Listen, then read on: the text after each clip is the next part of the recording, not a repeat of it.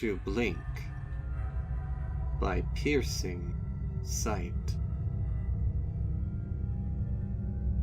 I thought I had just done it wrong, but that was before the others came.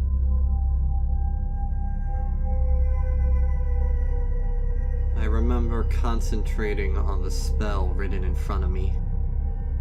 I remember Celestia's calming voice helping me focus my energy.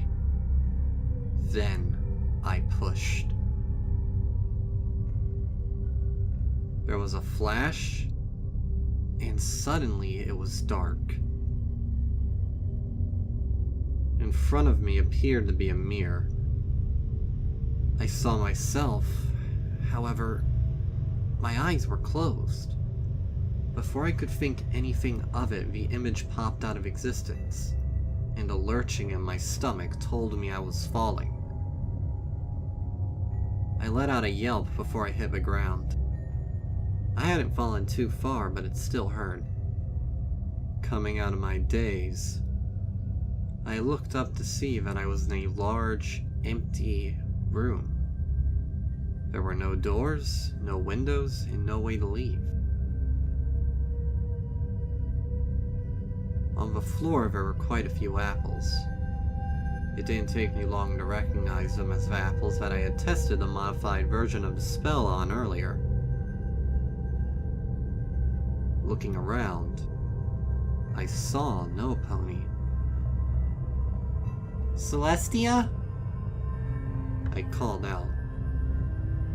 Surely she'll come and save me. She knows everything, and when she sees that I'm gone, she'll look for me. She'll find me.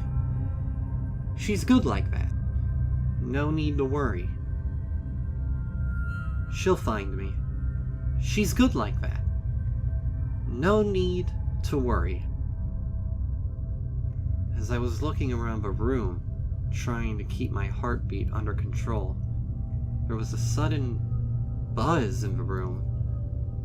I turned to see two knees floating in the air above the center of the room. One of them disappeared, and the other fell about 4 meters before hitting the ground. A loud snap accompanied her landing. My doppelganger screamed in agony. Instinct kicked in and I rushed to her. "Are you okay?" I asked frantically. "My leg!" She gasped. I broke my leg!" I moved around to get a better look while she spouted a stream of ows. I was too engrossed in trying to get a good look that I didn't notice when another buzz filled the room.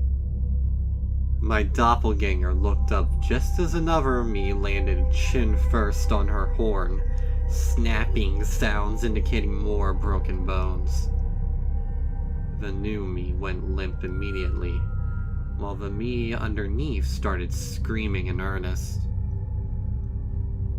I backed away from the horrifying scene, wanting to look away, but being unable to for fear that something else might happen, and I need to protect myself. "Stay calm, Twilight. This room is, just a trick. It's a bad nightmare. You just, need to wake up." I pinched myself with magic, but I didn't wake. The bloody and screaming scene before me didn't go away. That's when I realized that this might actually be real. Before I could have a mental breakdown, another buzz filled the room. Just as before, two me's floated in the air, one disappearing, the other falling. She landed on the other two, crushing a horrible squeak out of the first me on the bottom. Rolling off, seemingly unharmed, she stood up slowly, eyes wide, her body shaking as she took in the room, seeing me, the apples, and the now two dead versions of herself in the middle of the floor.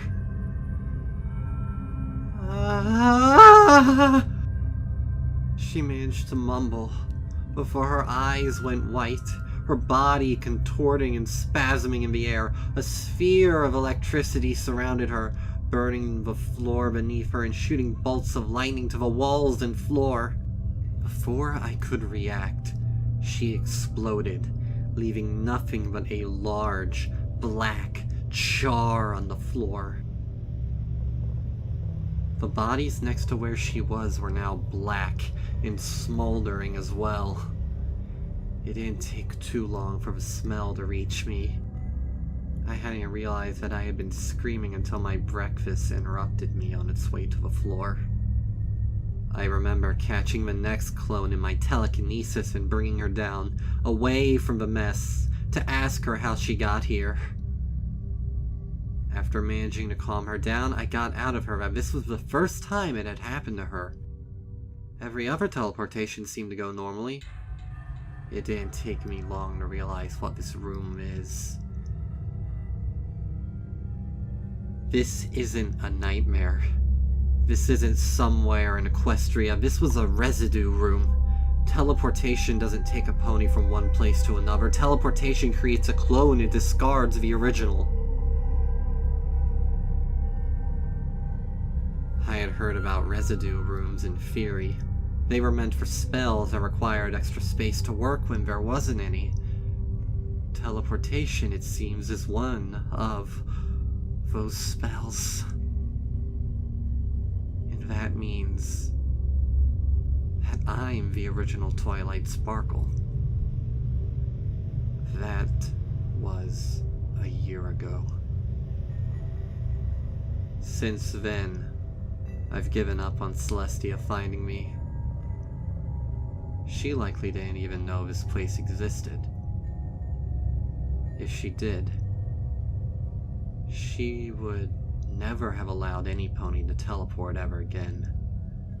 I and the other Twilights that didn't kill themselves worked on figuring out how to get out. I led most of the discussions. I am, after all, the original Twilight. We tested levitating a Twilight into the place where the clones were formed and waiting for another teleportation. A loud, ripping sound and a red cloud indicated that that would not work. Another Twilight proposed the idea of trying to teleport out. I mentioned that she would just end up here again because she was an original. She reminded me that the clones carry all of the memories of the original with her. If a clone with memories could get out, then maybe she could tell the princess and the others about it. Concluding that it was a good idea, she tried it. Her head then exploded, leaving a decapitated body behind to collapse on the floor. We added it to the pile. We figured if we kept it high enough, then less Twilights would get hurt from the fall. In the end, everything we tried failed. In order for any of us to survive, more of us had to be killed for food. Being the original Twilight, I have to survive the longest. One Twilight almost killed me, but I managed to crush her skull before she could reach me with a sharpened bone. So now, I sit alone, taking in the new Twilights, helping them calm down, and getting information and ideas from them before using telekinesis to snap their necks.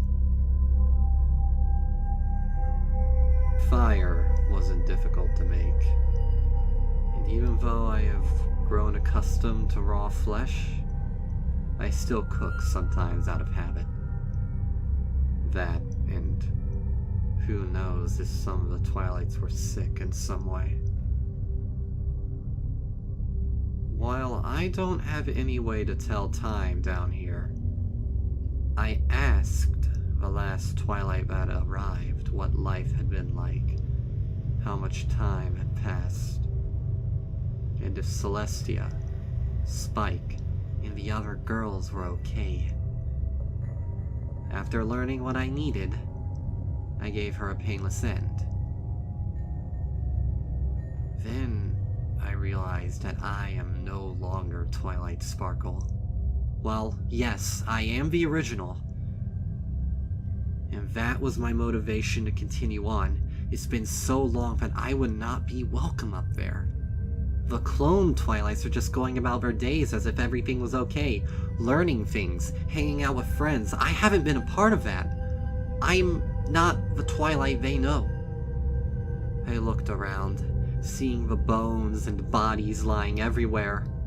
I was a cannibal, a savage. I've killed myself many times over, again and again, and eaten my own flesh. I'm a murderer. I'm a murderer. But then again, so is every Twilight that teleports. The next one that comes through, I'll kill her. And the clone straight away. Then, I'll end myself. Please, I pray to my other self. Please teleport soon. A buzz filled the room. Murderer! I'll kill you!